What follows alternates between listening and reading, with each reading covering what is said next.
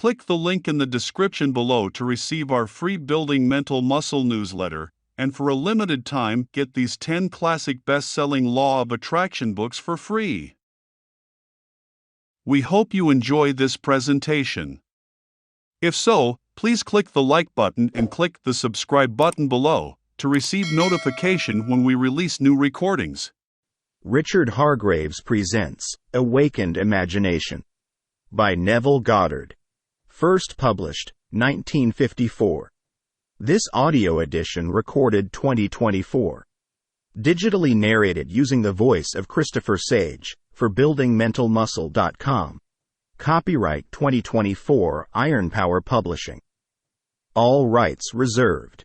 Awakened Imagination by Neville Goddard.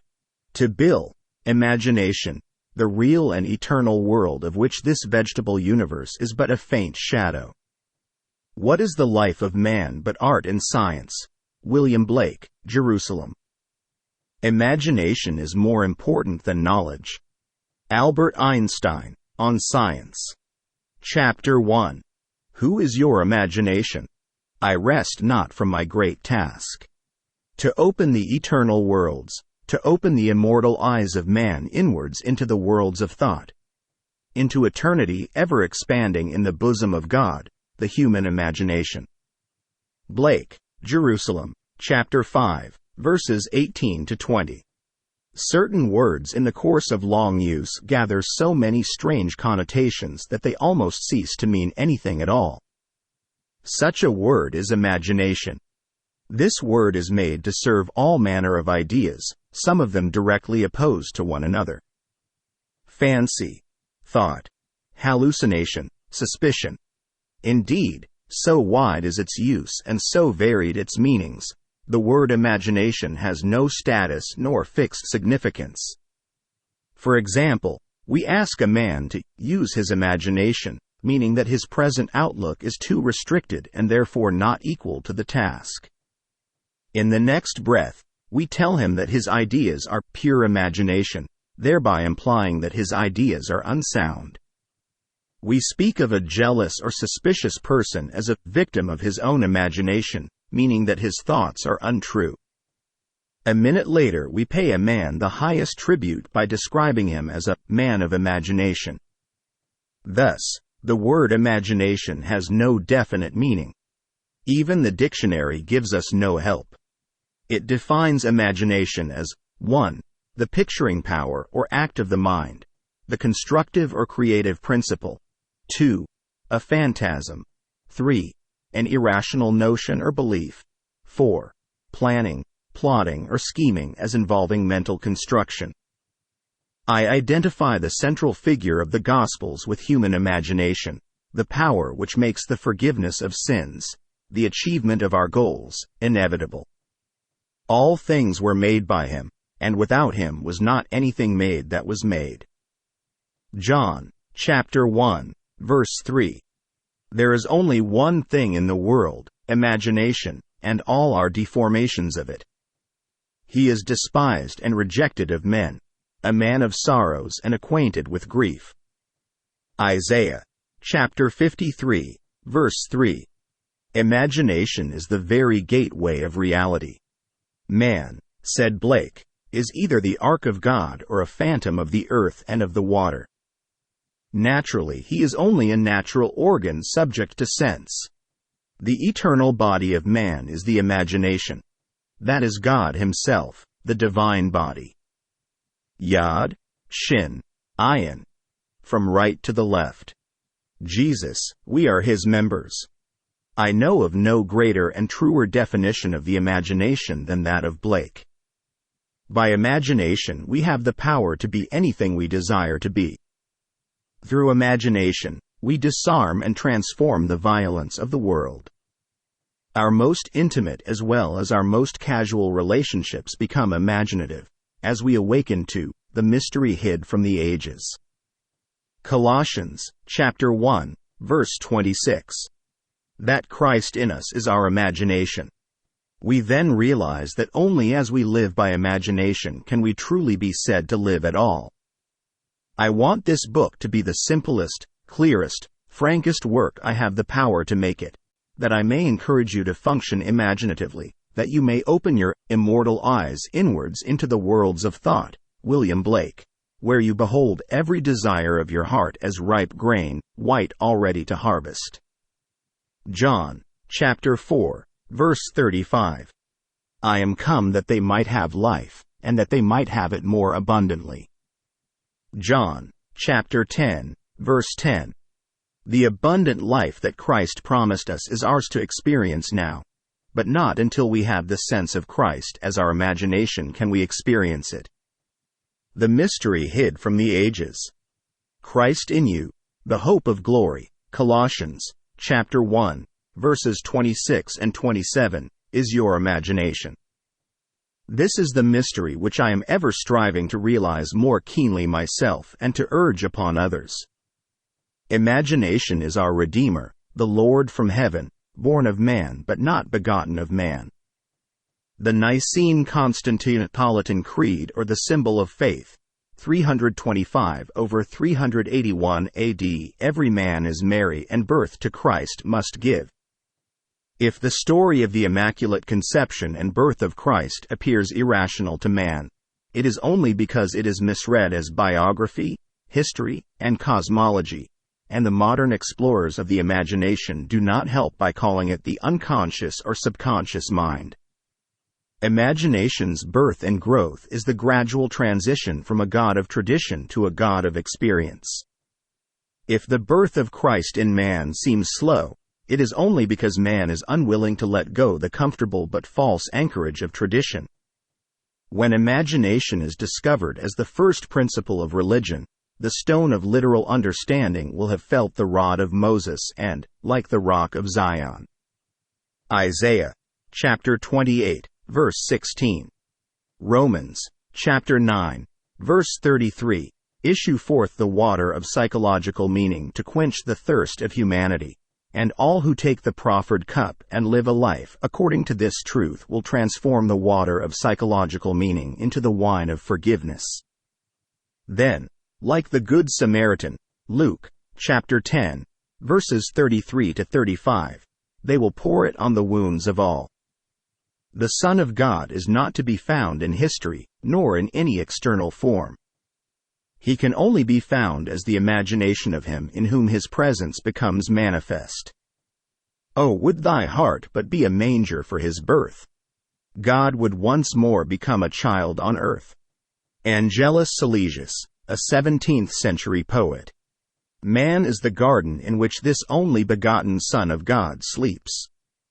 He awakens this Son by lifting his imagination up to heaven and clothing men in godlike stature. We must go on imagining better than the best we know. Man in the moment of his awakening to the imaginative life must meet the test of sonship. Father, reveal thy Son in me. James Montgomery. And, it pleased God to reveal his Son in me.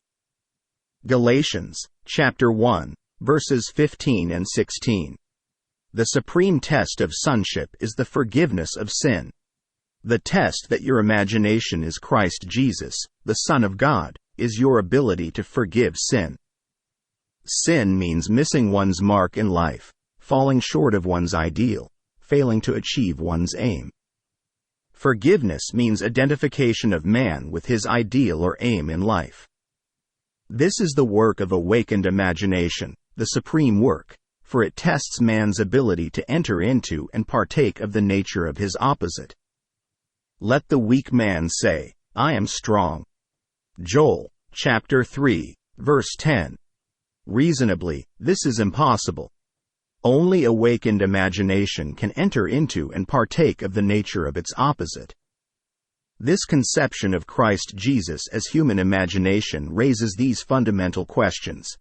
Is imagination a power sufficient, not merely to enable me to assume that I am strong, but is it also of itself capable of executing the idea? Suppose that I desire to be in some other place or situation. Could I, by imagining myself into such a state and place, bring about their physical realization? Suppose I could not afford the journey, and suppose my present social and financial status oppose the idea that I want to realize. Would imagination be sufficient of itself to incarnate these desires? Does imagination comprehend reason? By reason, I mean deductions from the observations of the senses. Does it recognize the external world of facts? In the practical way of everyday life, is imagination a complete guide to behavior? Suppose I am capable of acting with continuous imagination, that is, suppose I am capable of sustaining the feeling of my wish fulfilled. Will my assumption harden into fact? And, if it does harden into fact, shall I on reflection find that my actions through the period of incubation have been reasonable? Is my imagination a power sufficient, not merely to assume the feeling of the wish fulfilled, but is it also of itself capable of incarnating the idea? After assuming that I am already what I want to be, must I continually guide myself by reasonable ideas and actions in order to bring about the fulfillment of my assumption? Experience has convinced me that an assumption, though false, if persisted in, will harden into fact, that continuous imagination is sufficient for all things, and all my reasonable plans and actions will never make up for my lack of continuous imagination. Is it not true that the teachings of the Gospels can only be received in terms of faith, and that the Son of God is constantly looking for signs of faith in people, that is, faith in their own imagination? Is not the promise, "Believe that you receive and you shall receive," Mark, chapter 11, verse 24, the same as, "Imagine that you are, and you shall be"? Was it not an imaginary state in which Moses endured, as seeing him who is invisible? Hebrews, chapter 11, verse 27. Was it not by the power of his own imagination that he endured?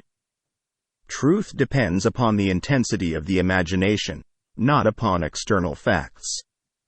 Facts are the fruit-bearing witness of the use or misuse of the imagination.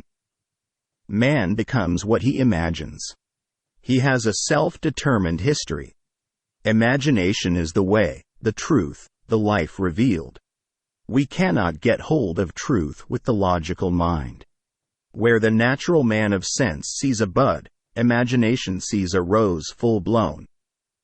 Truth cannot be encompassed by facts.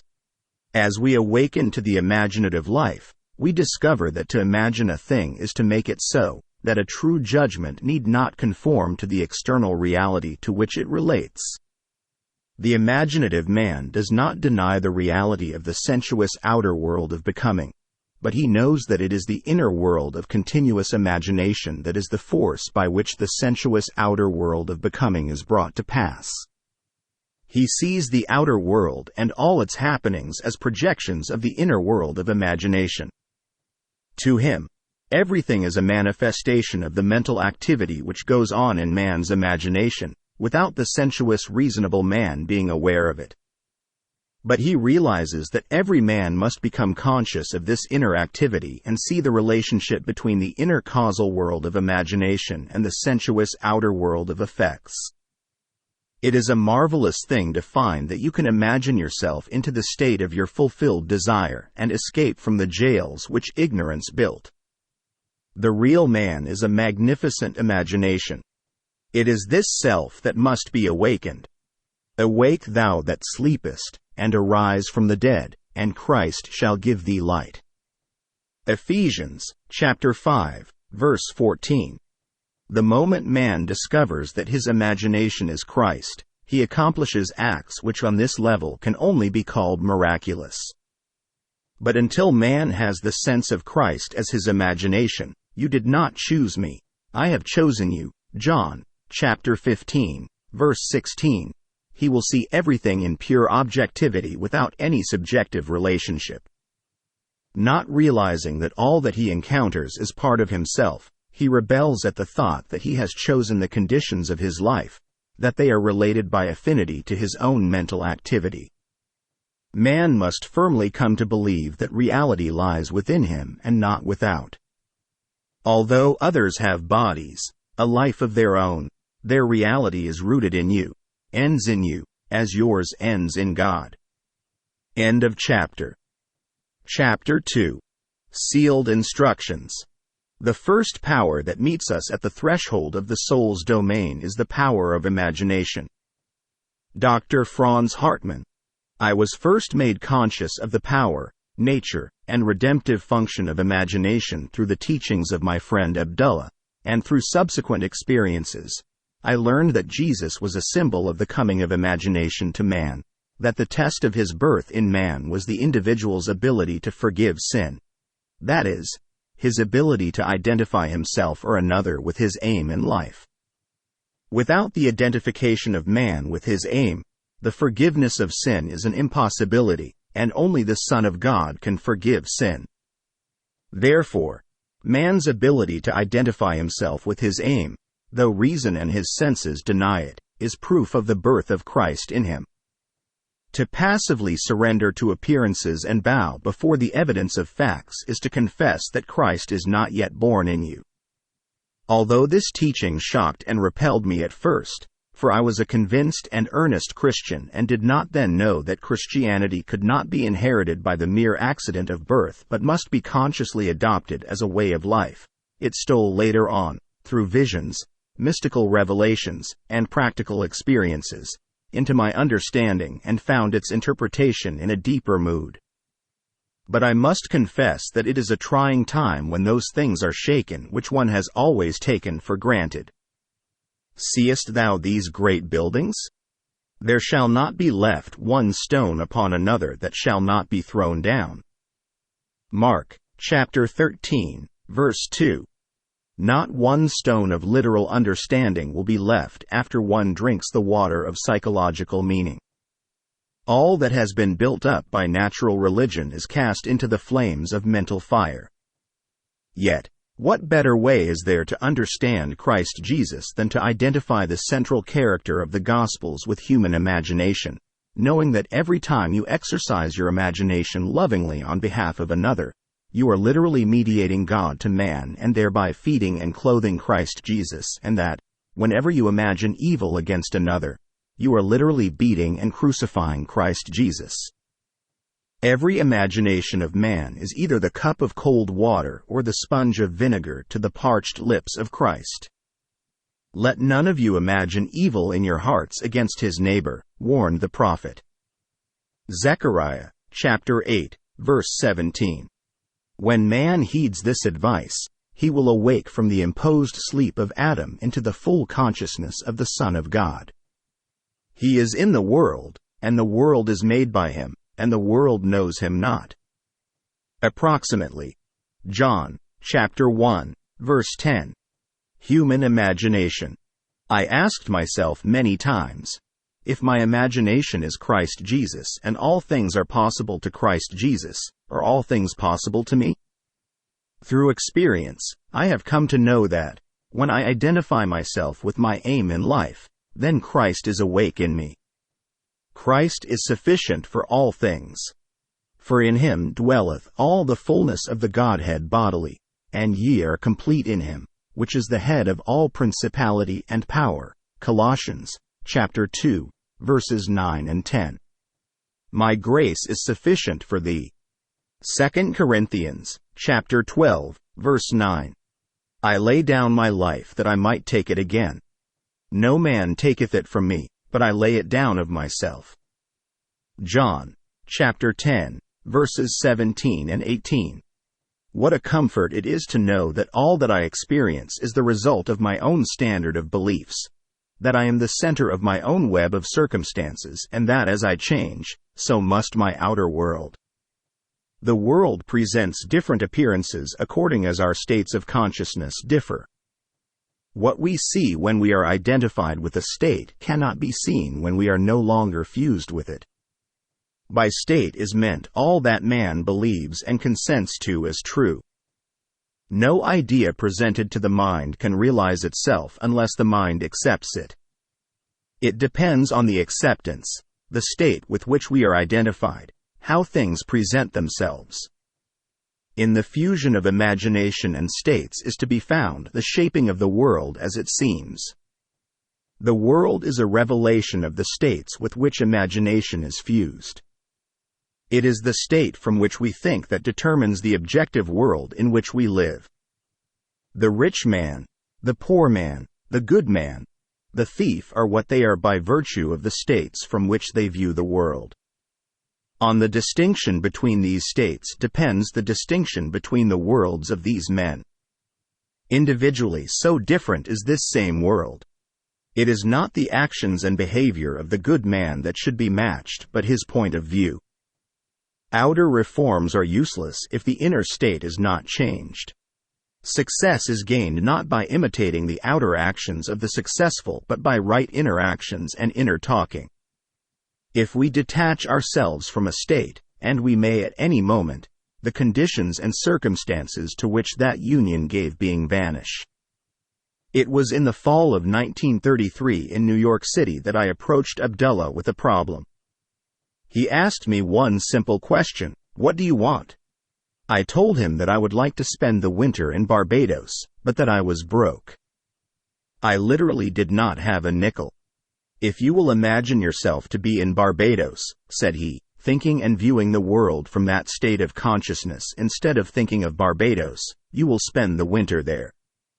You must not concern yourself with the ways and means of getting there, for the state of consciousness of already being in Barbados, if occupied by your imagination, will devise the means best suited to realize itself.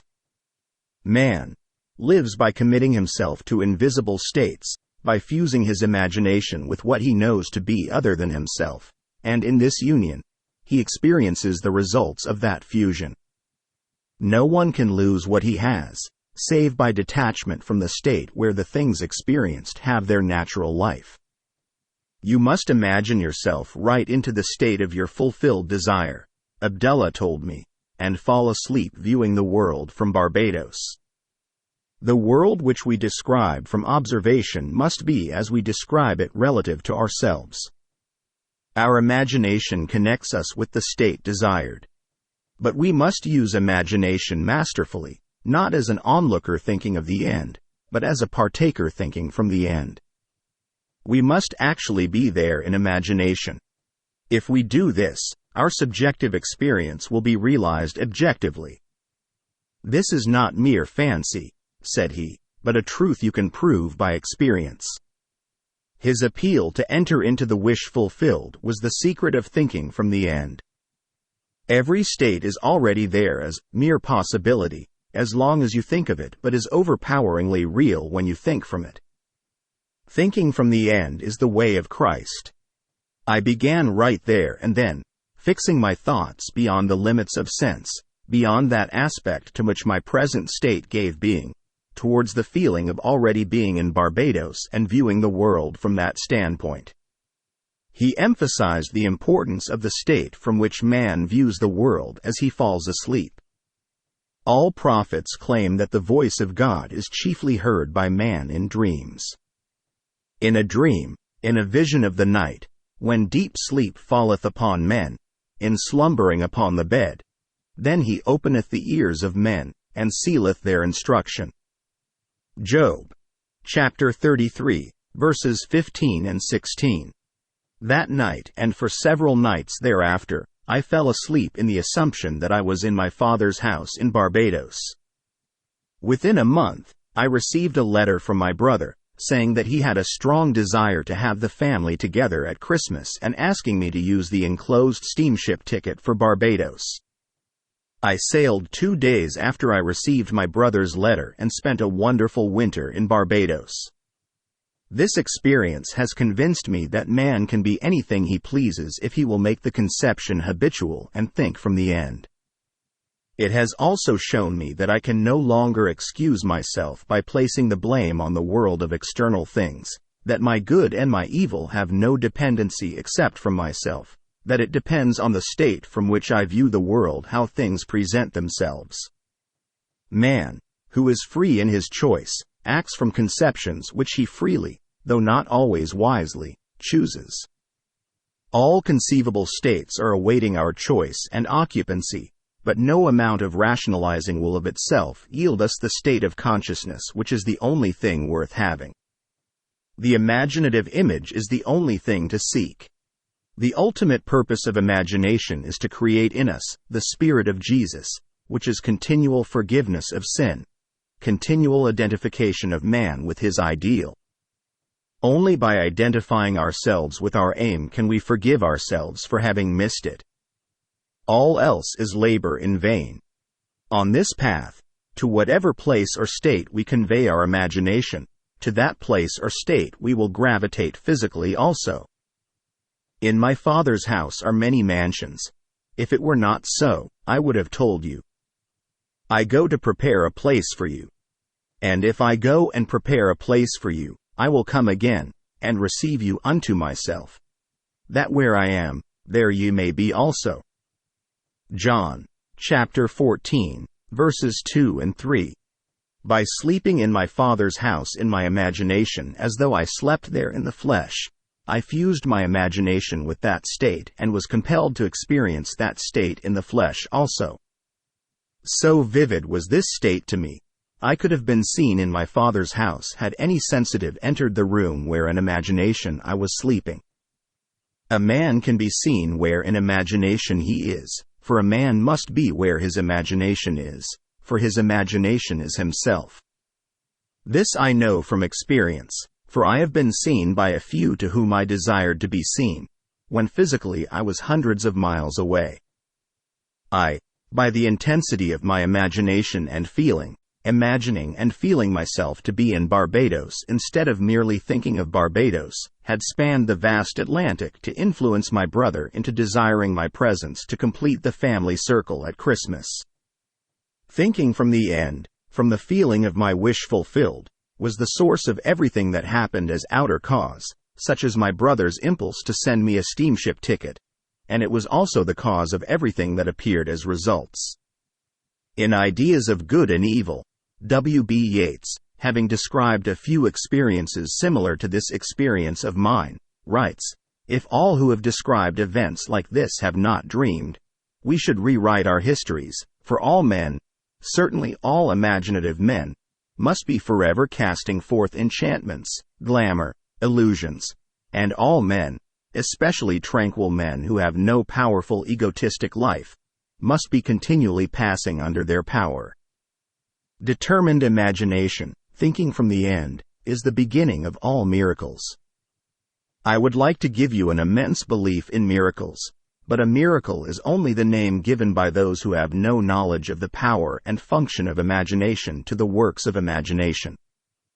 Imagining oneself into the feeling of the wish fulfilled is the means by which a new state is entered.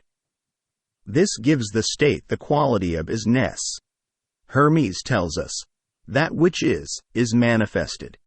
That which has been or shall be, is unmanifested, but not dead." For soul, the eternal activity of God, animates all things. The future must become the present in the imagination of the one who would wisely and consciously create circumstances.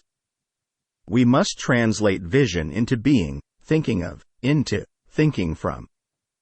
Imagination must center itself in some state and view the world from that state. Thinking from the end is an intense perception of the world of fulfilled desire. Thinking from the state desired is creative living. Ignorance of this ability to think from the end is bondage.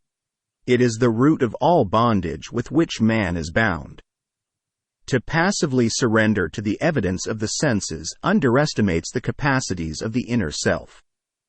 Once man accepts thinking from the end as a creative principle in which he can cooperate, then he is redeemed from the absurdity of ever attempting to achieve his objective by merely thinking of it. Construct all ends according to the pattern of fulfilled desire.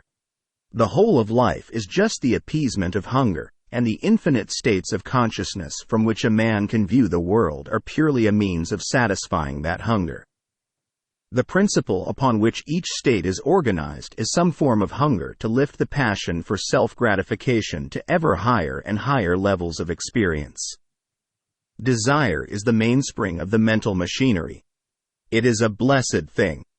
It is a right and natural craving which has a state of consciousness as its right and natural satisfaction. But one thing I do, forgetting the things which are behind, and stretching forward to the things which are before, I press on toward the goal. Philippians, chapter 3, verses 13 and 14. It is necessary to have an aim in life. Without an aim, we drift. What wantest thou of me? What wilt thou that I shall do unto thee? Luke, chapter 18, verse 4. Is the implied question asked most often by the central figure of the Gospels. In defining your aim, you must want it. As the hart panteth after the water brooks, so panteth my soul after thee, O God. Psalms, chapter 42, verse 1. It is lack of this passionate direction to life that makes man fail of accomplishment. The spanning of the bridge between desire, thinking of, and satisfaction, thinking from, is all important. We must move mentally from thinking of the end to thinking from the end. This reason could never do. By its nature, it is restricted to the evidence of the senses, but imagination, having no such limitation, can. Desire exists to be gratified in the activity of imagination. Through imagination, man escapes from the limitation of the senses and the bondage of reason. There is no stopping the man who can think from the end. Nothing can stop him. He creates the means and grows his way out of limitation into ever greater and greater mansions of the Lord. It does not matter what he has been or what he is. All that matters is, what does he want? He knows that the world is a manifestation of the mental activity which goes on within himself, so he strives to determine and control the ends from which he thinks. In his imagination he dwells in the end, confident that he shall dwell there in the flesh also. He puts his whole trust in the feeling of the wish fulfilled and lives by committing himself to that state, for the art of fortune is to tempt him so to do. Like the man at the pool of Bethesda, he is ready for the moving of the waters of imagination. Knowing that every desire is ripe grain to him who knows how to think from the end, he is indifferent to mere reasonable probability and confident that through continuous imagination his assumptions will harden into fact. But how to persuade men everywhere that thinking from the end is the only living, how to foster it in every activity of man, how to reveal it as the plenitude of life and not the compensation of the disappointed. That is the problem. Life is a controllable thing. You can experience what you please once you realize that you are His Son, and that you are what you are by virtue of the state of consciousness from which you think and view the world. Son, thou art ever with me, and all that I have is thine. Luke, chapter 15, verse 31. End of chapter. Chapter 3. Highways of the inner world. And the children struggled within her. And the Lord said unto her, 2 nations are in thy womb, and 2 manner of people shall be separated from thy bowels, and the one people shall be stronger than the other people, and the elder shall serve the younger. Genesis, chapter 25, verses 22 and 23. Duality is an inherent condition of life. Everything that exists is double. Man is a dual creature with contrary principles embedded in his nature. They war within him and present attitudes to life which are antagonistic. This conflict is the eternal enterprise, the war in heaven, the never-ending struggle of the younger or inner man of imagination to assert his supremacy over the elder or outer man of sense. The first shall be last, and the last shall be first. Matthew, chapter 19, verse 30. He it is, who coming after me is preferred before me. John, chapter 1, verse 27. The second man is the Lord from heaven. 1 Corinthians, chapter 15, verse 47. Man begins to awake to the imaginative life the moment he feels the presence of another being in himself. In your limbs lie nations twain, rival races from their birth. One the mastery shall gain, the younger or the elder reign. There are two distinct centers of thought or outlooks on the world possessed by every man. The Bible speaks of these two outlooks as natural and spiritual. The natural man receiveth not the things of the Spirit of God, for they are foolishness unto him. Neither can he know them, because they are spiritually discerned. 1 Corinthians, chapter 2, verse 14. Man's inner body is as real in the world of subjective experience as his outer physical body is real in the world of external realities, but the inner body expresses a more fundamental part of reality. This existing inner body of man must be consciously exercised and directed. The inner world of thought and feeling to which the inner body is attuned has its real structure and exists in its own higher space. There are two kinds of movement, one that is according to the inner body and another that is according to the outer body. The movement which is according to the inner body is causal, but the outer movement is under compulsion. The inner movement determines the outer, which is joined to it, bringing into the outer a movement that is similar to the actions of the inner body. Inner movement is the force by which all events are brought to pass. Outer movement is subject to the compulsion applied to it by the movement of the inner body. Whenever the actions of the inner body match the actions which the outer must take to appease desire, that desire will be realized. Construct mentally a drama which implies that your desire is realized and make it one which involves movement of self. Immobilize your outer physical self. Act precisely as though you were going to take a nap and start the predetermined action in imagination. A vivid representation of the action is the beginning of that action. Then, as you are falling asleep, consciously imagine yourself into the scene. The length of the sleep is not important. A short nap is sufficient, but carrying the action into sleep thickens fancy into fact. At first, your thoughts may be like rambling sheep that have no shepherd. Don't despair. Should your attention stray 70 times 7, bring it back 70 times 7 to its predetermined course until from sheer exhaustion it follows the appointed path. The inner journey must never be without direction. When you take to the inner road, it is to do what you did mentally before you started. You go for the prize you have already seen and accepted. In The Road to Xanadu, Professor John Livingston Lowes says, "But I have long had the feeling, which this study had matured to a conviction, that fancy and imagination are not two powers at all, but one. The valid distinction which exists between them lies not in the materials with which they operate, but in the degree of intensity of the operant power itself.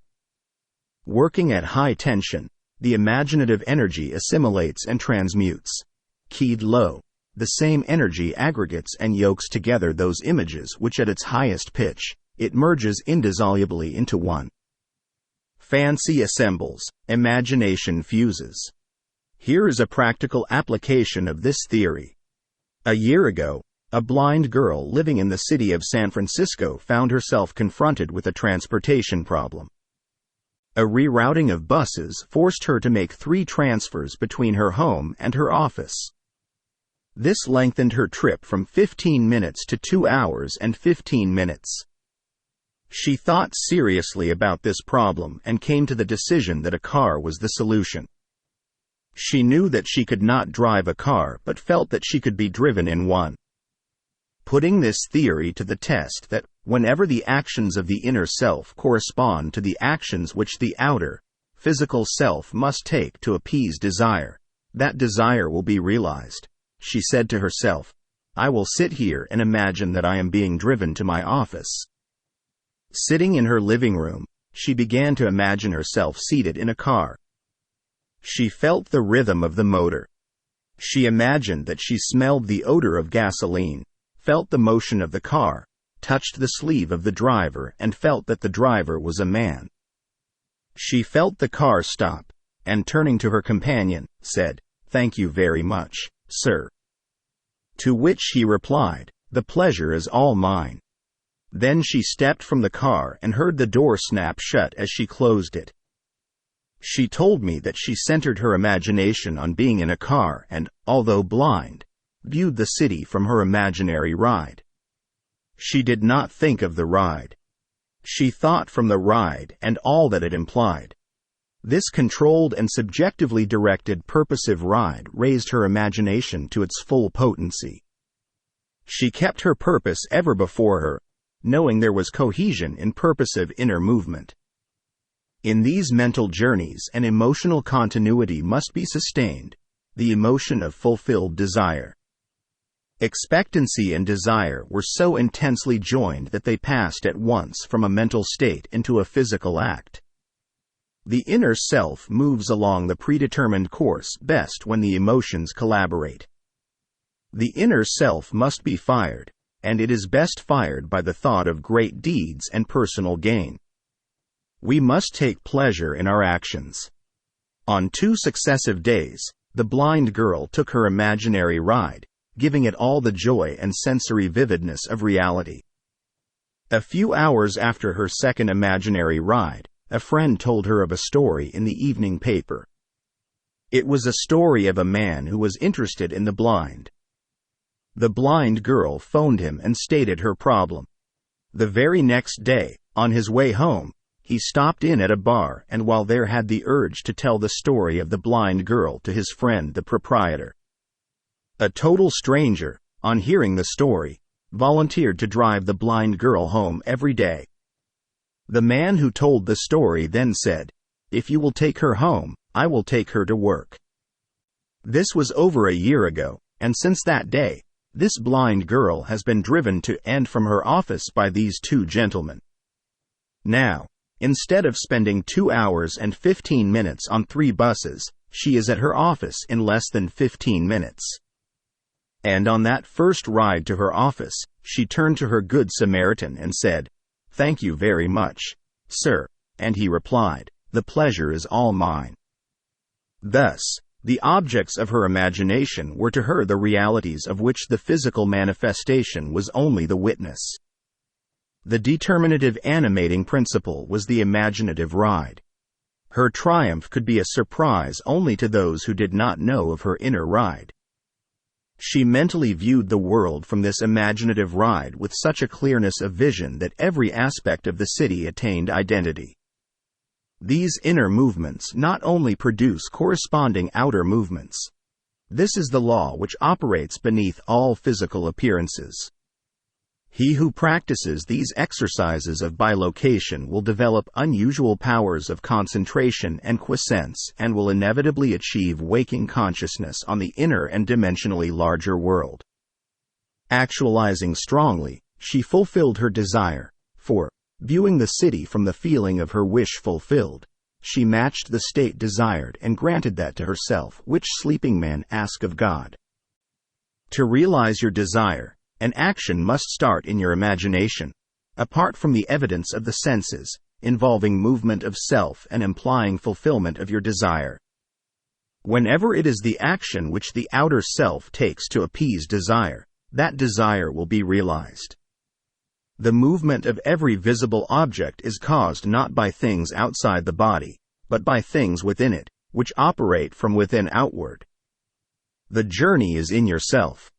You travel along the highways of the inner world. Without inner movement, it is impossible to bring forth anything. Inner action is introverted sensation. If you will construct mentally a drama which implies that you have realized your objective, then close your eyes and drop your thoughts inward, centering your imagination all the while in the predetermined action and partake in that action, you will become a self-determined being. Inner action orders all things according to the nature of itself. Try it and see whether a desirable ideal once formulated is possible. For only by this process of experiment can you realize your potentialities. It is thus that this creative principle is being realized. So, the clue to purposive living is to center your imagination in the action and feeling of fulfilled desire with such awareness, such sensitiveness, that you initiate and experience movement upon the inner world. Ideas only act if they are felt, if they awaken inner movement. Inner movement is conditioned by self-motivation, outer movement by compulsion. Wherever the sole of your foot shall tread, the same give I unto you. Joshua, chapter 1, verse 3. And remember, the Lord thy God in the midst of thee is mighty. Zephaniah, chapter 3, verse 17. End of chapter. Chapter 4. The pruning shears of revision. The second man is the Lord from heaven. 1 Corinthians, chapter 15, verse 47. Never will he say caterpillars. He'll say, there's a lot of butterflies as is to be on our cabbages, pure. He won't say, it's winter. He'll say, summer's sleeping. And there's no bud little enough nor sad-colored enough for Kester not to call in it the beginnings of the blow. Mary Webb, Precious Bane. The very first act of correction or cure is always, revise. One must start with oneself. It is one's attitude that must be changed. What we are, that only can we see. Emerson. It is a most healthy and productive exercise to daily relive the day as you wish you had lived it, revising the scenes to make them conform to your ideals. For instance, suppose today's mail brought disappointing news. Revise the letter. Mentally rewrite it and make it conform to the news you wish you had received. Then, in imagination, read the revised letter over and over again. This is the essence of revision, and revision results in repeal. The one requisite is to arouse your attention in a way and to such intensity that you become wholly absorbed in the revised action. You will experience an expansion and refinement of the senses by this imaginative exercise and eventually achieve vision. But always remember that the ultimate purpose of this exercise is to create in you the Spirit of Jesus, which is continual forgiveness of sin. Revision is of greatest importance when the motive is to change oneself, when there is a sincere desire to be something different, when the longing is to awaken the ideal active spirit of forgiveness.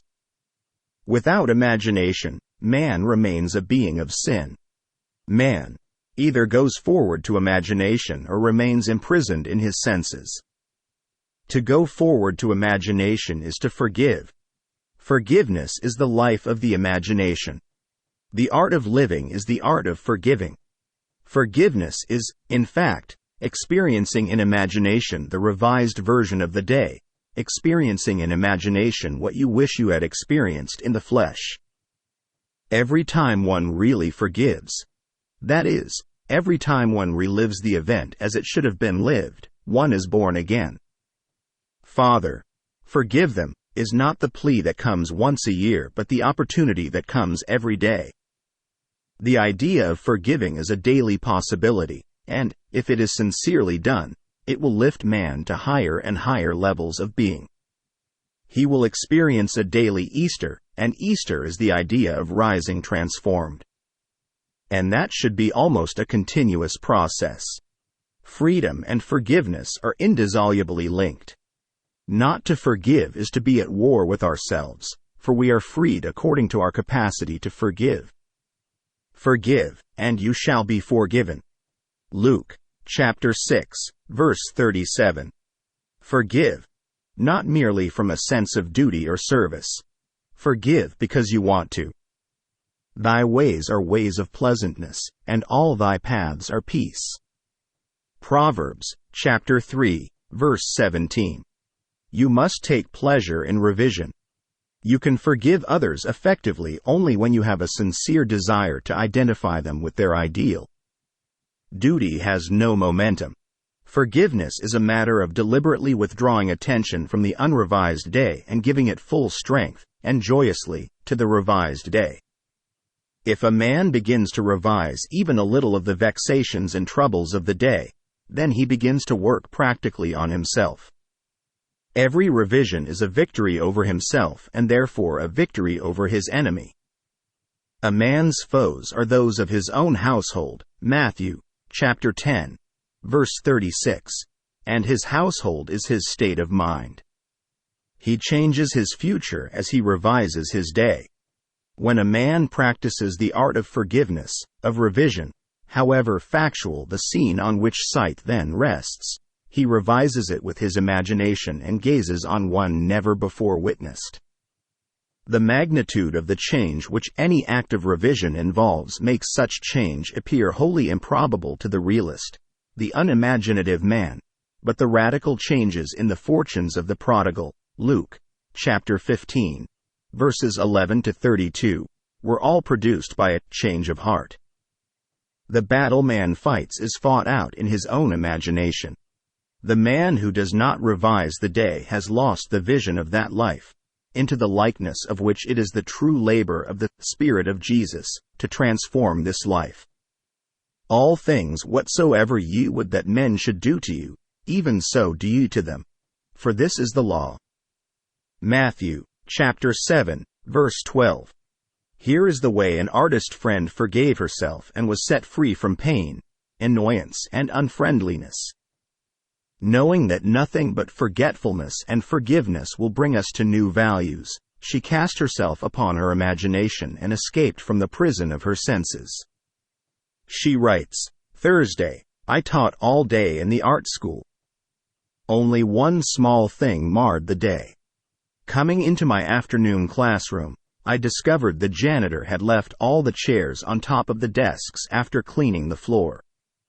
As I lifted a chair down, it slipped from my grasp and struck me a sharp blow on the instep of my right foot. I immediately examined my thoughts and found that I had criticized the man for not doing his job properly. Since he had lost his helper, I realized he probably felt he had done more than enough, and it was an unwanted gift that had bounced and hit me on the foot. Looking down at my foot, I saw both my skin and nylons were intact, so forgot the whole thing. That night, after I had been working intensely for about 3 hours on a drawing, I decided to make myself a cup of coffee. To my utter amazement, I couldn't manage my right foot at all, and it was giving out great bumps of pain.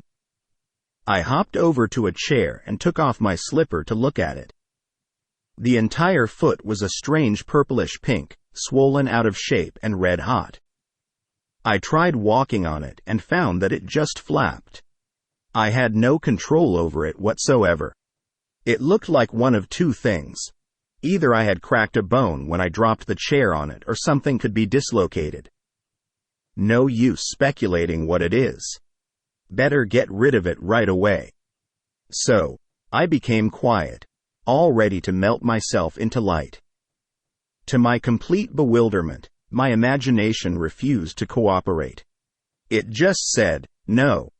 This sort of thing often happens when I am painting. I just started to argue, why not? It just kept saying, no. Finally, I gave up and said, you know I am in pain. I am trying hard not to be frightened, but you are the boss. What do you want to do? The answer. Go to bed and review the day's events. So, I said, all right. But let me tell you, if my foot isn't perfect by tomorrow morning, you have only yourself to blame. After arranging the bedclothes so they didn't touch my foot, I started to review the day. It was slow going as I had difficulty keeping my attention away from my foot. I went through the whole day, saw nothing to add to the chair incident. But when I reached the early evening, I found myself coming face to face with a man who for the past year has made a point of not speaking. The first time this happened, I thought he had grown deaf. I had known him since school days, but we had never done more than say, hello, and comment on the weather. Mutual friends assured me I had done nothing, that he had said he never liked me and finally decided it was not worthwhile speaking. I had said, hi. He hadn't answered. I found that I thought, poor guy. What a horrid state to be in. I shall do something about this ridiculous state of affairs. So, in my imagination, I stopped right there and redid the scene. I said, hi. He answered, hi, and smiled. I now thought, good old Ed. I ran the scene over a couple of times and went on to the next incident and finished up the day. Now what? Do we do my foot or the concert? I had been melting and wrapping up a wonderful present of courage and success for a friend who was to make her debut the following day, and I had been looking forward to giving it to her tonight. My imagination sounded a little bit solemn as it said, "Let us do the concert. It will be more fun. But first, couldn't we just take my perfectly good imagination foot out of this physical one before we start?" I pleaded. By all means. That done, I had a lovely time at the concert and my friend got a tremendous ovation. By now I was very, very sleepy and fell asleep doing my project. The next morning, as I was putting on my slipper, I suddenly had a quick memory picture of withdrawing a discolored and swollen foot from the same slipper. I took my foot out and looked at it. It was perfectly normal in every respect. There was a tiny pink spot on the instep where I remembered I had hit it with the chair. What a vivid dream that was! I thought and dressed. While waiting for my coffee, I wandered over to my drafting table and saw that all my brushes were lying helter-skelter and unwashed. Whatever possessed you to leave your brushes like that? Don't you remember? It was because of your foot. So, it hadn't been a dream after all, but a beautiful healing. She had won by the art of revision what she would never have won by force. In heaven, the only art of living is forgetting and forgiving. Especially to the female. Blake. We should take our life, not as it appears to be, but from the vision of this artist, from the vision of the world made perfect that is buried under all minds, buried and waiting for us to revise the day. We are led to believe a lie when we see with, not through the eye. Blake. A revision of the day, and what she held to be so stubbornly real was no longer so to her and, like a dream, had quietly faded away. You can revise the day to please yourself, and by experiencing in imagination the revised speech and actions not only modify the trend of your life story but turn all its discords into harmonies. The one who discovers the secret of revision cannot do otherwise than let himself be guided by love. Your effectiveness will increase with practice. Revision is the way by which right can find its appropriate might. Resist not evil. Matthew, chapter 5, verse 39. For all passionate conflicts result in an interchange of characteristics. To him that knoweth to do good, and doth it not, to him it is sin. James, chapter 4, verse 17. To know the truth, you must live the truth, and to live the truth, your inner actions must match the actions of your fulfilled desire. Expectancy and desire must become one. Your outer world is only actualized inner movement. Through ignorance of the law of revision, those who take to warfare are perpetually defeated. Only concepts that idealize depict the truth. Your ideal of man is his truest self.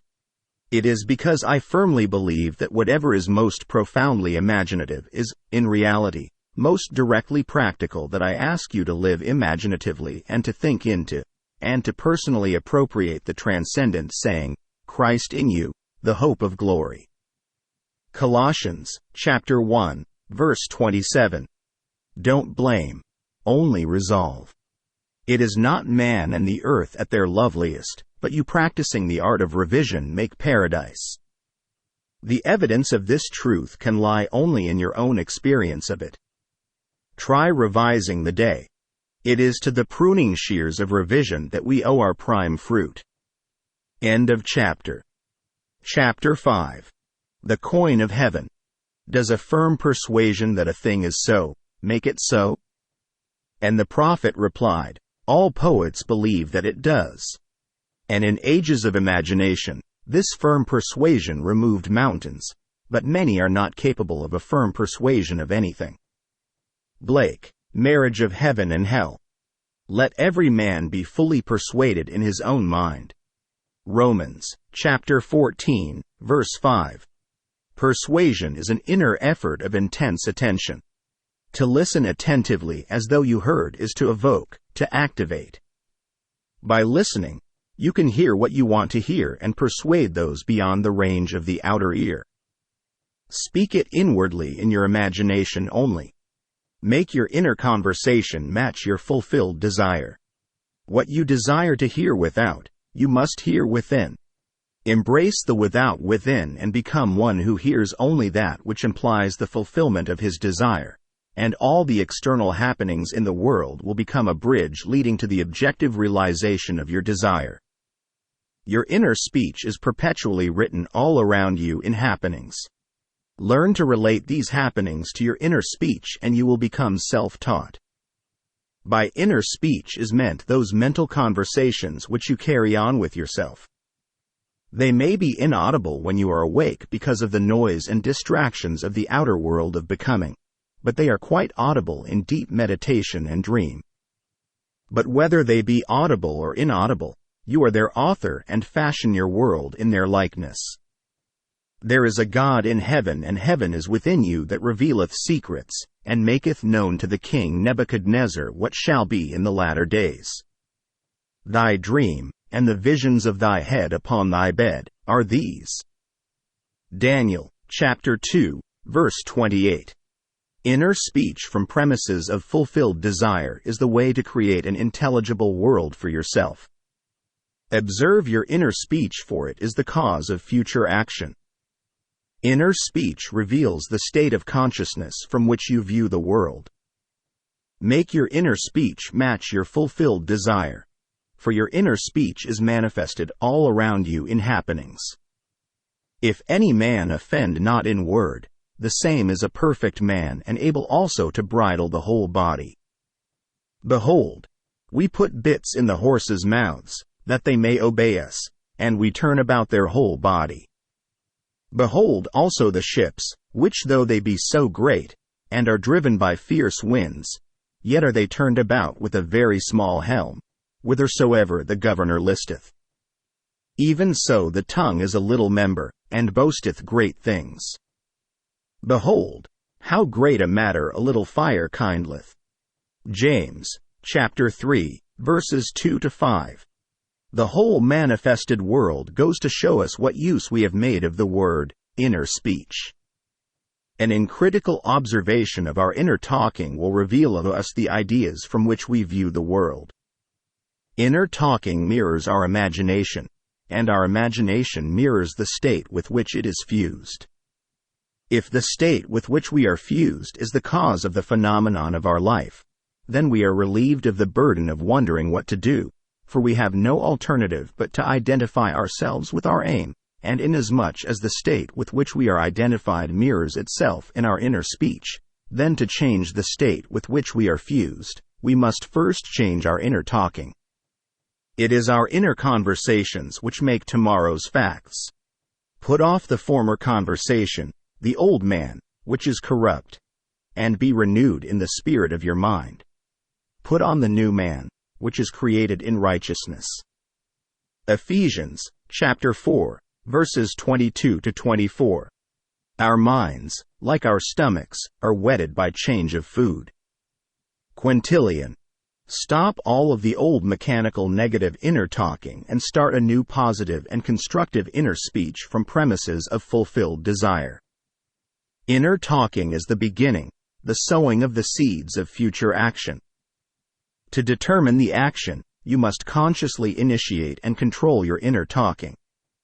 Construct a sentence which implies the fulfillment of your aim, such as, I have a large, steady, dependable income, consistent with integrity and mutual benefit, or, I am happily married, I am wanted, I am contributing to the good of the world, and repeat such a sentence over and over until you are inwardly affected by it.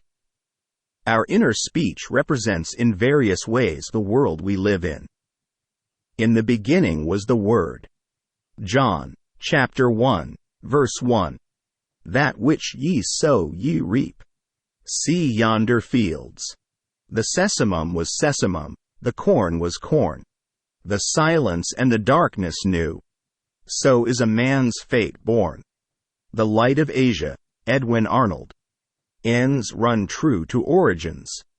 Those that go searching for love only make manifest their own lovelessness. And the loveless never find love, only the loving find love, and they never have to seek for it. D.H. Lawrence. Man attracts what he is. The art of life is to sustain the feeling of the wish fulfilled and let things come to you, not to go after them or think they flee away. Observe your inner talking and remember your aim. Do they match? Does your inner talking match what you would say audibly had you achieved your goal? The individual's inner speech and actions attract the conditions of his life. Through uncritical self-observation of your inner talking, you find where you are in the inner world, and where you are in the inner world is what you are in the outer world. You put on the new man whenever ideals and inner speech match. In this way alone can the new man be born. Inner talking matures in the dark. From the dark it issues into the light. The right inner speech is the speech that would be yours were you to realize your ideal. In other words, it is the speech of fulfilled desire. I am that. Exodus, chapter 3, verse 14. There are two gifts which God has bestowed upon man alone, and on no other mortal creature. These two are mind and speech, and the gift of mind and speech is equivalent to that of immortality. If a man uses these two gifts rightly, he will differ in nothing from the immortals. And when he quits the body, mind and speech will be his guides, and by them he will be brought into the troop of the gods and the souls that have attained to bliss. Hermetica, Walter Scott's translation. The circumstances and conditions of life are outpictured inner talking, solidified sound. Inner speech calls events into existence. In every event is the creative sound that is its life and being. All that a man believes and consents to as true reveals itself in his inner speech. It is his word, his life. Try to notice what you are saying in yourself at this moment, to what thoughts and feelings you are consenting. They will be perfectly woven into your tapestry of life. To change your life, you must change your inner talking, for life, said Hermes, is the union of word and mind. When imagination matches your inner speech to fulfilled desire, there will then be a straight path in yourself from within out, and the without will instantly reflect the within for you, and you will know reality is only actualized inner talking. Receive with meekness the inborn word which is able to save your souls. James, chapter 1, verse 21. Every stage of man's progress is made by the conscious exercise of his imagination matching his inner speech to his fulfilled desire. Because man does not perfectly match them, the results are uncertain, while they might be perfectly certain. Persistent assumption of the wish fulfilled is the means of fulfilling the intention. As we control our inner talking, matching it to our fulfilled desires, we can lay aside all other processes. Then we simply act by clear imagination and intention. We imagine the wish fulfilled and carry on mental conversations from that premise. Through controlled inner talking from premises of fulfilled desire, seeming miracles are performed. The future becomes the present and reveals itself in our inner speech. To be held by the inner speech of fulfilled desire is to be safely anchored in life. Our lives may seem to be broken by events, but they are never broken so long as we retain the inner speech of fulfilled desire. All happiness depends on the active voluntary use of imagination to construct and inwardly affirm that we are what we want to be. We match ourselves to our ideals by constantly remembering our aim and identifying ourselves with it. We fuse with our aims by frequently occupying the feeling of our wish fulfilled. It is the frequency, the habitual occupancy, that is the secret of success. The oftener we do it, the more natural it is. Fancy assembles. Continuous imagination fuses. It is possible to resolve every situation by the proper use of imagination. Our task is to get the right sentence, the one which implies that our desire is realized, and fire the imagination with it. All this is intimately connected with the mystery of the still small voice. Inner talking reveals the activities of imagination, activities which are the causes of the circumstances of life. As a rule, man is totally unaware of his inner talking and therefore sees himself not as the cause but the victim of circumstance. To consciously create circumstance, man must consciously direct his inner speech, matching the still small voice to his fulfilled desires. He calls things not seen as though they were. Romans, chapter 4, verse 17. Right inner speech is essential. It is the greatest of the arts. It is the way out of limitation into freedom.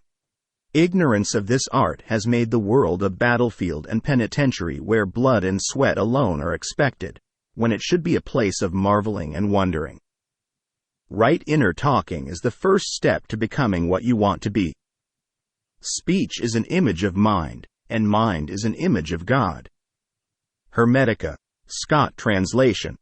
On the morning of April 12, 1953, my wife was awakened by the sound of a great voice of authority speaking within her and saying, "You must stop spending your thoughts, time, and money.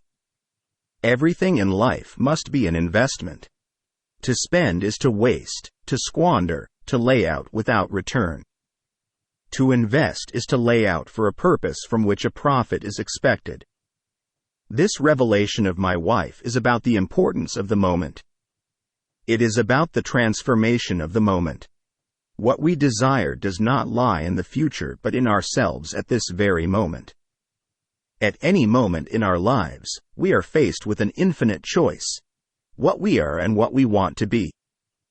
And what we want to be is already existent, but to realize it we must match our inner speech and actions to it.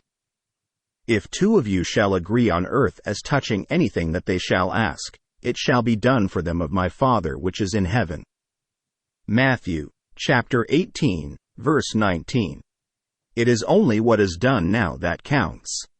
The present moment does not recede into the past. It advances into the future to confront us, spent or invested. Thought is the coin of heaven. Money is its earthly symbol. Every moment must be invested, and our inner talking reveals whether we are spending or investing.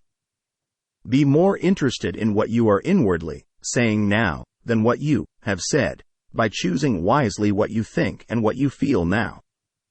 Any time we feel misunderstood, misused, neglected, suspicious, afraid, we are spending our thoughts and wasting our time.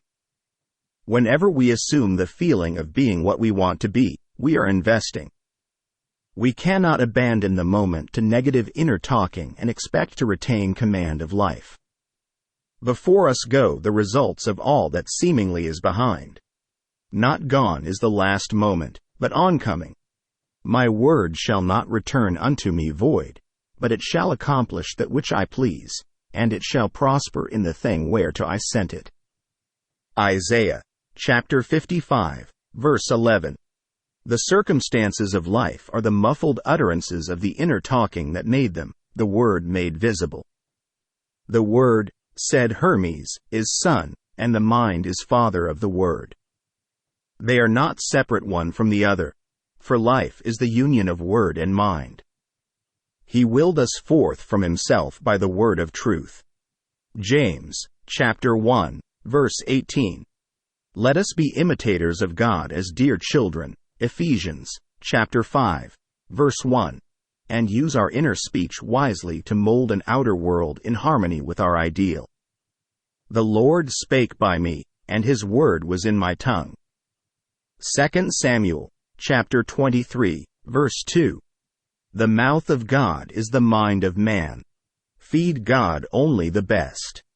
Whatsoever things are of good report, think on these things. Philippians, chapter 4, verse 8. The present moment is always precisely right for an investment, to inwardly speak the right word. The word is very near to you, in your mouth, and in your heart, that you may do it. See, I have set before you this day life and good, death and evil. blessings and cursings. Choose life. Deuteronomy, chapter 30, verses 14, 15 and 19. You choose life and good and blessings by being that which you choose. Like is known to like alone. Make your inner speech bless and give good reports. Man's ignorance of the future is the result of his ignorance of his inner talking. His inner talking mirrors his imagination, and his imagination is a government in which the opposition never comes into power. If the reader asks, what if the inner speech remains subjective and is unable to find an object for its love? The answer is, it will not remain subjective, for the very simple reason that inner speech is always objectifying itself. What frustrates and festers and becomes the disease that afflicts humanity is man's ignorance of the art of matching inner words to fulfilled desire. Inner speech mirrors imagination, and imagination is Christ. Alter your inner speech, and your perceptual world changes. Whenever inner speech and desire are in conflict, inner speech invariably wins. Because inner speech objectifies itself, it is easy to see that if it matches desire, desire will be objectively realized. Were this not so, I would say with Blake, sooner murder an infant in its cradle than nurse unacted desires. But I know from experience, the tongue setteth on fire the course of nature. James, chapter 3, verse 6. End of chapter. Chapter 6.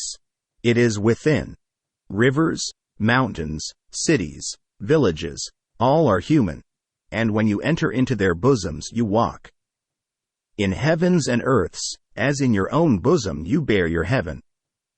And earth and all you behold, though it appears without, it is within, in your imagination, of which this world of mortality is but a shadow.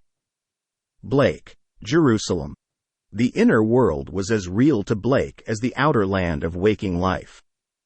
He looked upon his dreams and visions as the realities of the forms of nature. Blake reduced everything to the bedrock of his own consciousness. The kingdom of heaven is within you. Luke, chapter 17, verse 21. The real man, the imaginative man, has invested the outer world with all of its properties. The apparent reality of the outer world, which is so hard to dissolve, is only proof of the absolute reality of the inner world of his own imagination. No man can come to me, except the Father which hath sent me draw him. I and my Father are one. John, chapter 6, verse 44. Chapter 10, verse 30. The world which is described from observation is a manifestation of the mental activity of the observer. When man discovers that his world is his own mental activity made visible, that no man can come unto him except he draws him, and that there is no one to change but himself, his own imaginative self, his first impulse is to reshape the world in the image of his ideal. But his ideal is not so easily incarnated. In that moment when he ceases to conform to external discipline, he must impose upon himself a far more rigorous discipline, the self-discipline upon which the realization of his ideal depends. Imagination is not entirely untrammeled and free to move at will without any rules to constrain it. In fact, the contrary is true. Imagination travels according to habit. Imagination has choice, but it chooses according to habit. Awake or asleep, man's imagination is constrained to follow certain definite patterns. It is this benumbing influence of habit that man must change. If he does not, his dreams will fade under the paralysis of custom. Imagination, which is Christ in man, is not subject to the necessity to produce only that which is perfect and good. It exercises its absolute freedom from necessity by endowing the outer physical self with free will to choose to follow good or evil, order or disorder. Choose this day whom you will serve. Joshua, chapter 24, verse 15. But after the choice is made and accepted so that it forms the individual's habitual consciousness, then imagination manifests its infinite power and wisdom by molding the outer sensuous world of becoming in the image of the habitual inner speech and actions of the individual. To realize his ideal, man must first change the pattern which his imagination has followed.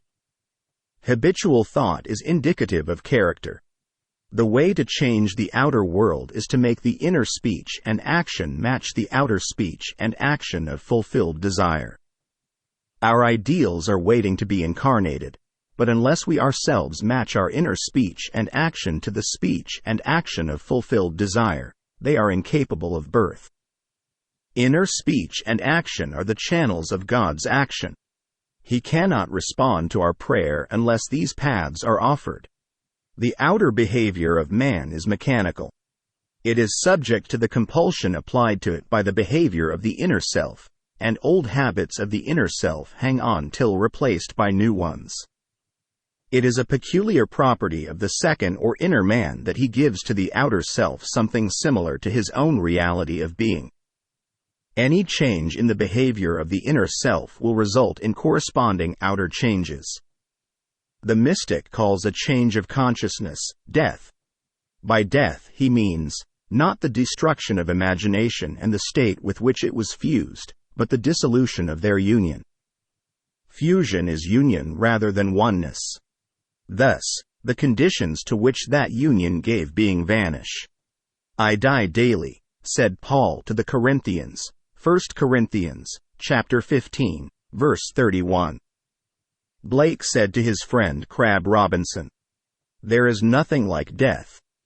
Death is the best thing that can happen in life, but most people die so late and take such an unmerciful time in dying. God knows, their neighbors never see them rise from the dead."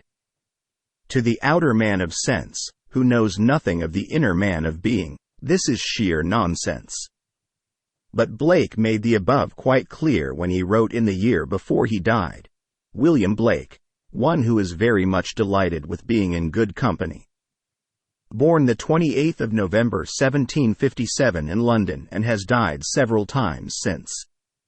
When man has the sense of Christ as his imagination, he sees why Christ must die and rise again from the dead to save man, why he must detach his imagination from his present state and match it to a higher concept of himself if he would rise above his present limitations and thereby save himself.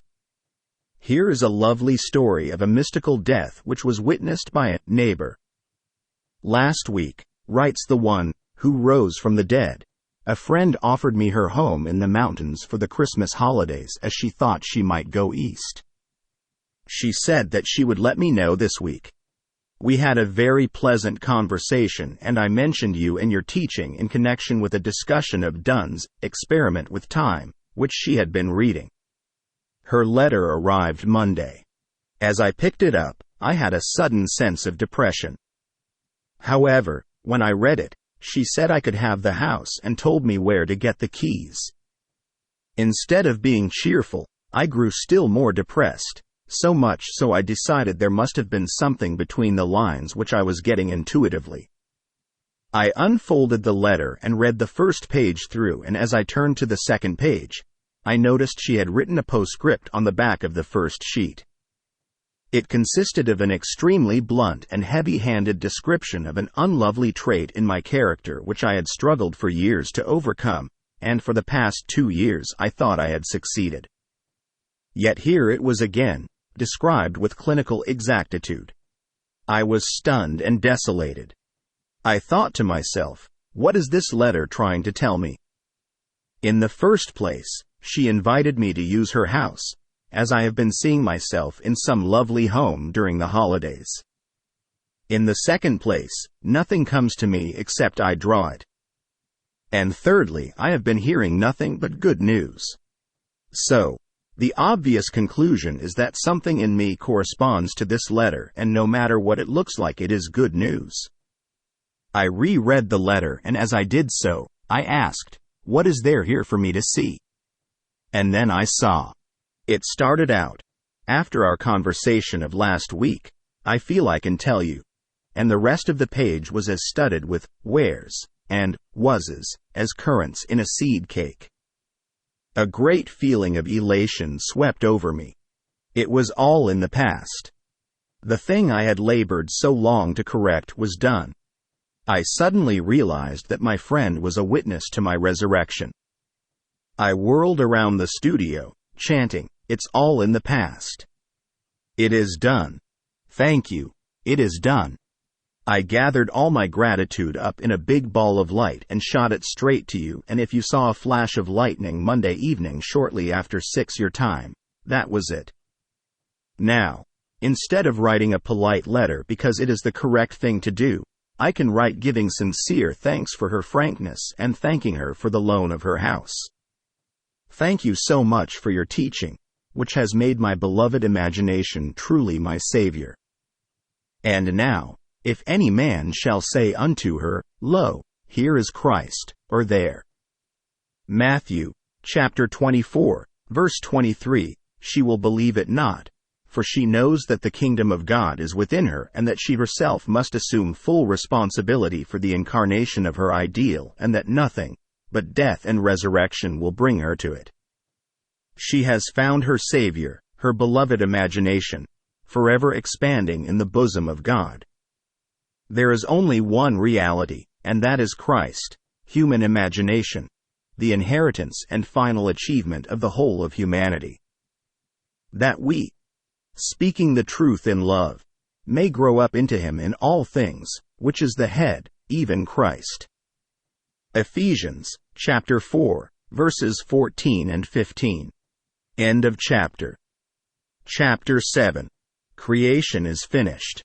I am the beginning and the end, there is nothing to come that has not been, and is. Ecclesiastes, chapter 3, verse 15. Easy to read version.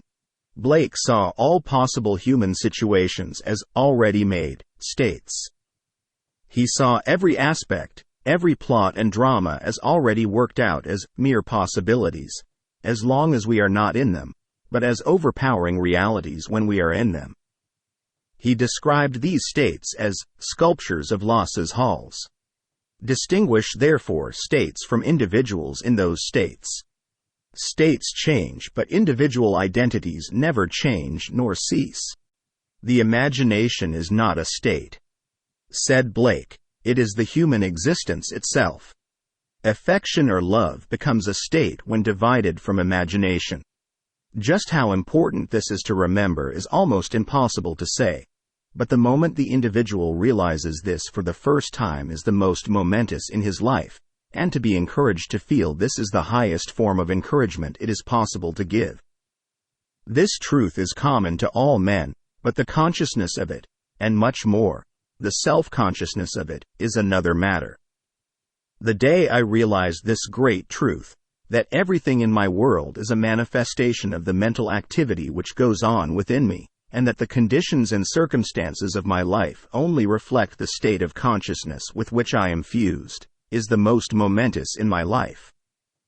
But the experience that brought me to this certainty is so remote from ordinary existence, I have long hesitated to tell it, for my reason refused to admit the conclusions to which the experience impelled me. Nevertheless, this experience revealed to me that I am supreme within the circle of my own state of consciousness and that it is the state with which I am identified that determines what I experience. Therefore, it should be shared with all, for to know this is to become free from the world's greatest tyranny, the belief in a second cause. Blessed are the pure in heart, for they shall see God. Matthew, chapter 5, verse 8. Blessed are they whose imagination has been so purged of the beliefs in second causes they know that imagination is all, and all is imagination. One day I quietly slipped from my apartment in New York City into some remote yesteryear's countryside. As I entered the dining room of a large inn, I became fully conscious. I knew that my physical body was immobilized on my bed back in New York. Yet here I was as awake and as conscious as I have ever been. I intuitively knew that if I could stop the activity of my mind, everything before me would freeze. No sooner was the thought born than the urge to try it possessed me. I felt my head tighten, then thicken to a stillness. My attention concentrated into a crystal-clear focus, and the waitress walked not. And I looked through the window, and the leaves falling, fell not. And the family of 4 eating, ate not. And they lifting the food, lifted it not. Then my attention relaxed, the tightness eased, and of a sudden all moved onward in their course.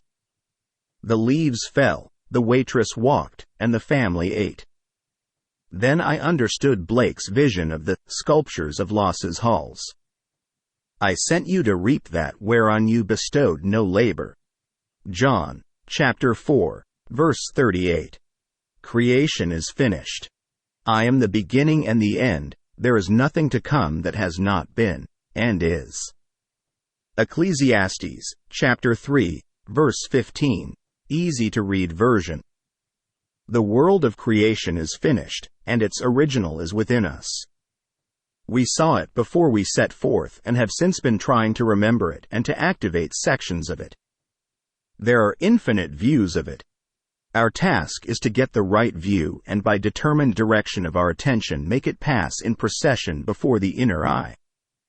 If we assemble the right sequence and experience it in imagination until it has the tone of reality, then we consciously create circumstances.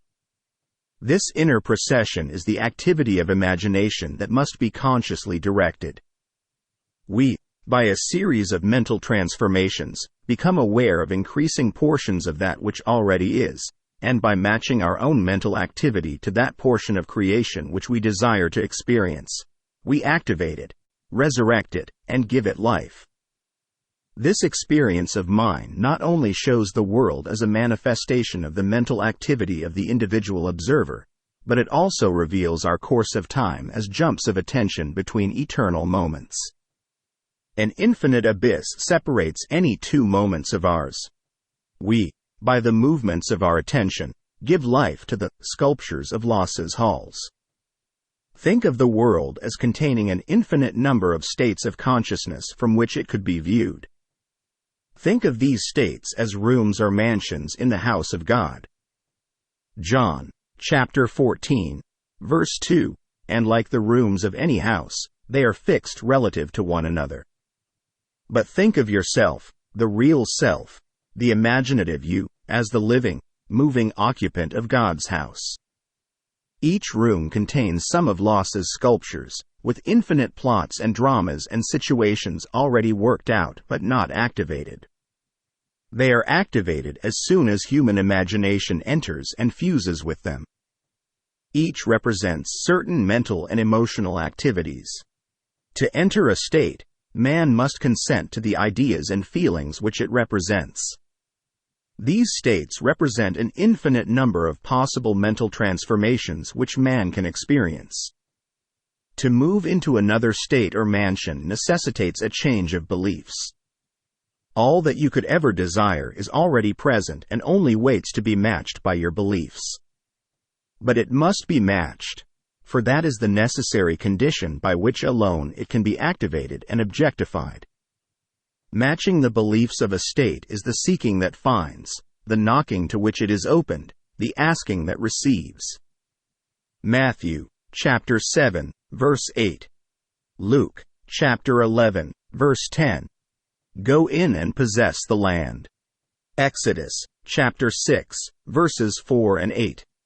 The moment man matches the beliefs of any state, he fuses with it, and this union results in the activation and projection of its plots, plans, dramas, and situations. It becomes the individual's home from which he views the world. It is his workshop, and, if he is observant, he will see outer reality shaping itself upon the model of his imagination. It is for this purpose of training us in image-making that we were made subject to the limitations of the senses and clothed in bodies of flesh. It is the awakening of the imagination, the returning of his Son, that our Father waits for. The creature was made subject to vanity not willingly, but by reason of him who subjected it. Romans, chapter 8, verse 20. But the victory of the Son, the return of the prodigal, assures us that the creature shall be delivered from the bondage of corruption into the glorious liberty of the Son's children of God. Romans, chapter 8, verse 21. We were subjected to this biological experience because no one can know of imagination who has not been subjected to the vanities and limitations of the flesh, who has not taken his share of sonship and gone prodigal, who has not experimented and tasted this cup of experience, and confusion will continue until man awakes and a fundamentally imaginative view of life has been re-established and acknowledged as basic. I should preach the unsearchable riches of Christ and make all men see what is the fellowship of the mystery, which from the beginning of the world has been hid in God, who created all things by Jesus Christ. Ephesians, chapter 3, verses 8 and 9. Bear in mind that Christ in you is your imagination. As the appearance of our world is determined by the particular state with which we are fused, so may we determine our fate as individuals by fusing our imaginations with ideals we seek to realize. On the distinction between our states of consciousness depends the distinction between the circumstances and conditions of our lives. Man, who is free in his choice of state, often cries out to be saved from the state of his choice. And ye shall cry out in that day, because of your king which ye shall have chosen you, and the Lord will not hear you in that day. Nevertheless, the people refused to obey the voice of Samuel, and they said, Nay, but we will have a king over us. 1 Samuel, chapter 8, verses 18 and 19. Choose wisely the state that you will serve. All states are lifeless until imagination fuses with them. All things when they are admitted are made manifest by the light. For everything that is made manifest is light. Ephesians, chapter 5, verse 13. And ye are the light of the world. Matthew, chapter 5, verse 14. By which those ideas to which you have consented are made manifest. Hold fast to your ideal. Nothing can take it from you but your imagination. Don't think of your ideal, think from it. It is only the ideals from which you think that are ever realized. Man lives not by bread alone, but by every word that proceeds out of the mouth of God. Matthew, chapter 4, verse 4. And, the mouth of God is the mind of man. Become a drinker and an eater of the ideals you wish to realize. Have a set, definite aim or your mind will wander, and wandering it eats every negative suggestion. If you live right mentally, everything else will be right. By a change of mental diet, you can alter the course of observed events. But unless there is a change of mental diet, your personal history remains the same. You illuminate or darken your life by the ideas to which you consent. Nothing is more important to you than the ideas on which you feed. And you feed on the ideas from which you think. If you find the world unchanged, it is a sure sign that you are wanting in fidelity to the new mental diet, which you neglect in order to condemn your environment. You are in need of a new and sustained attitude. You can be anything you please if you will make the conception habitual, for any idea which excludes all others from the field of attention discharges in action. The ideas and moods to which you constantly return define the state with which you are fused. Therefore, train yourself to occupy more frequently the feeling of your wish fulfilled. This is creative magic. It is the way to work toward fusion with the desired state.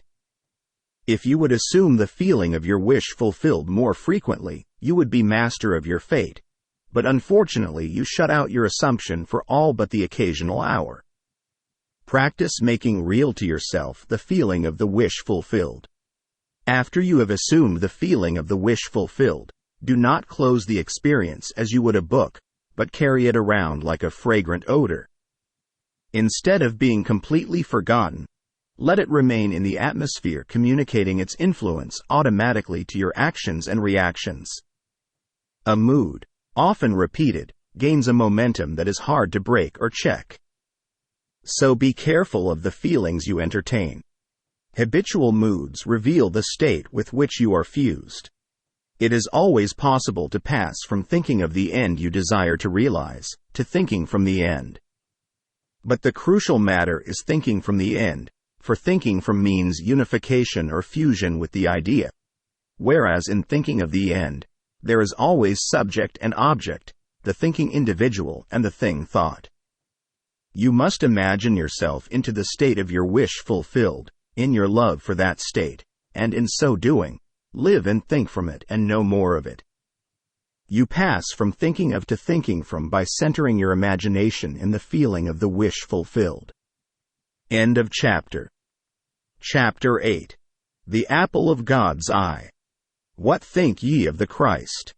Whose son is he? Matthew, chapter 22, verse 42. When this question is asked of you, let your answer be, Christ is my imagination, and, though I see not yet all things put under him, Hebrews, chapter 2, verse 8. Yet I know that I am Mary, from whom sooner or later he shall be born, and eventually do all things through Christ. Philippians, chapter 4, verse 13. The birth of Christ is the awakening of the inner or second man. It is becoming conscious of the mental activity within oneself, which activity continues whether we are conscious of it or not. The birth of Christ does not bring any person from a distance or make anything to be that was not there before. It is the unveiling of the Son of God in man. The Lord cometh in clouds. Mark, chapter 13, verse 26. Luke, chapter 21, verse 27, is the prophet's description of the pulsating rings of golden liquid light on the head of him in whom he awakes. The coming is from within and not from without, as Christ is in us. Romans, chapter 8, verse 10. 2 Corinthians, chapter 13, verse 3. Galatians, chapter 2, verse 20. Galatians, chapter 4, verse 19. Colossians, chapter 1, verse 27. This great mystery. God was manifest in the flesh. 1 Timothy, chapter 3, verse 16, begins with Advent, and it is appropriate that the cleansing of the temple. Which temple ye are, 1 Corinthians, chapter 3, verse 17, stands in the forefront of the Christian mysteries. The kingdom of heaven is within you.